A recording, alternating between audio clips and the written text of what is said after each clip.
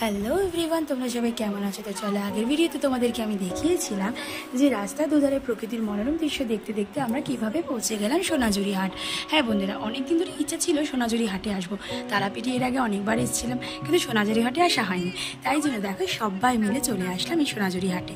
তো দেখো এখান থেকে কিছু কিছু জিনিস নেওয়ার আছে, তো চলো বেরিয়ে পড়লাম। আর এখানে এসে যেটা সবচেয়ে ইন্টারেস্ট ব্যাপার ছিল যে এই নাচটা, আদিবাসী যে নাচটা, এই সাঁওতালিদের নাচটা ভীষণই ভালো লাগে। এটাকে কি নাচ বলে তোমরা কি কেউ জানো? আমি কিন্তু জানি না, বাট আমার কিন্তু ভীষণই ইচ্ছে ছিল ওদের সাথে নাচার। তো দেখো এসেই দেখলাম আগে থেকে কত মানুষ কিন্তু এখানে নাচানাচি শুরু গেছে। তারপর এলো আমাদের পালা। আমি তো দর্শক দিয়ে পাচ্ছিলাম না, কতক্ষণই আমি নাচতে শুরু করবো।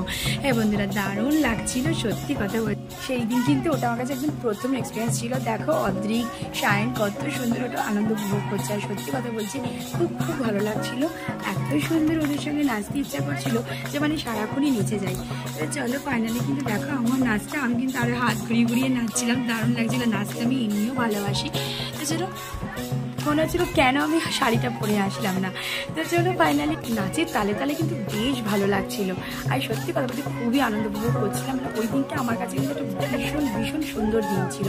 আমি ভাবতে পারিনি সোনাঝুরিতে এসে কিন্তু এত আনন্দ উপভোগ করবো।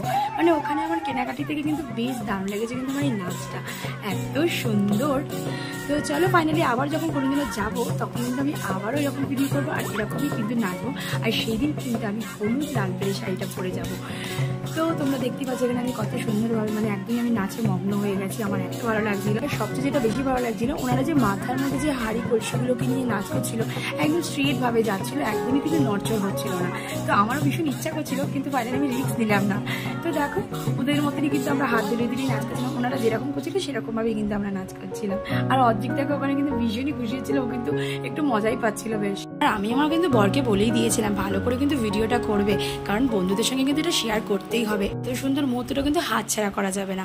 তো ফাইনালি কিন্তু দেখো আমরা কিন্তু অনেকক্ষণই নেচেছিলাম। এখানে কিন্তু যে যার মতন করেই কিন্তু ওনাদেরকে টাকা দিচ্ছিল। মানে নাচটা হয়ে গেলে কিন্তু যে যার মতন, কেউ 50, কেউ 100, তোমরাও কিন্তু যে যার মন মতন কিন্তু টাকাটা দিতে পারো। কারণ ওনারা যে কাজটা করছেন এতেও কিন্তু অনেক পরিশ্রম আছে। তাই যে কাজটা করো না কেন সবারই কিন্তু অর্থের প্রয়োজন। তাই দেখো কি দারুণ না। তোমরা দেখতে পেলে এখানে নাচটা কিন্তু আমি অনেকটাই তোমাদের সঙ্গে শেয়ার করলাম, কারণ সত্যি কথা বলছি এতটাই ভালো লেগেছে ওদের সঙ্গে নাচতে। তোমরা তো দেখেছিলে আমি তারাপীঠে কিন্তু আমার সঙ্গে আমার গোপুসোনাকেও নিয়ে গেছিলাম। গোপুসোনাকে কিন্তু আমি ওর বাবার কোলে ধরিয়ে দিয়ে কিন্তু নাচতে চলে গিয়েছিলাম। অবশেষে অনেকক্ষণ নাচার পর কিন্তু আমরা বললাম চলো আমরা একটা সবাই মিলে ফটো তুলি। তারপরে কিন্তু দেখো আমি কি করলাম, আমি বললাম কি দাও তো তোমাদের কলসিটা একটু মাথায় তুলে নিয়ে ফটো তুলবো। তো ওনাদেরকে বললাম একটু দাও। ওনারা বললো পড়ে না যায়, কারণ জানি না, বললো ওখানে একটা কি ঠাকুরের জল আছে তাই জন্য। তো দেখো তারপরে সোজা চলে গেলাম একটা রিলস বানাতে, কারণ এত সুন্দর জায়গায় রিলস বানাবো না হতে পারে। বরকে বললাম নাও ভালো করে একটা রিলস বানিয়ে দাও দেখি। তো দেখো তারপরে রিলস বানানো হয়ে গেলে চলে গেলাম মার্কেটে, কারণ সন্ধ্যে হয়ে আসছিলো, আমাদের ফিরতে হবে। তাই জন্য নিয়ে নিলাম শাশুড়ি মার জন্য 2টো ব্লাউজ, আর নিয়ে নিলাম বড়োর জন্য একটা পাঞ্জাবি। আর ওখানেই কিন্তু এত সুন্দর সুন্দর পাঞ্জাবিগুলো কোনটা ছেড়ে কোনটা নেবো বুঝে উঠতে পারছিলাম না। অর্ধেকের জন্য একটা পাঞ্জাবি নেওয়া ছিল, আর ওখানে সেজন্য তো আমার জন্য কুর্তি পছন্দ করছিল।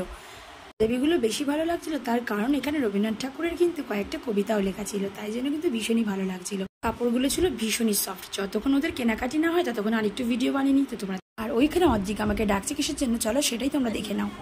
বলো হ্যালো গাইস, বলে দাও।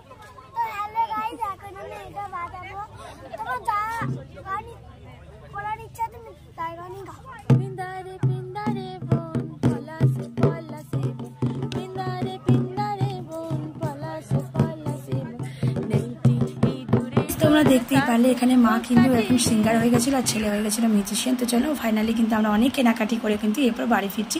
তো আমার ভিডিওটা কেমন লাগলো অবশ্যই জানিয়ে চ্যানেলটিকে দয়া করে সাবস্ক্রাইব করে দিও। টাটা।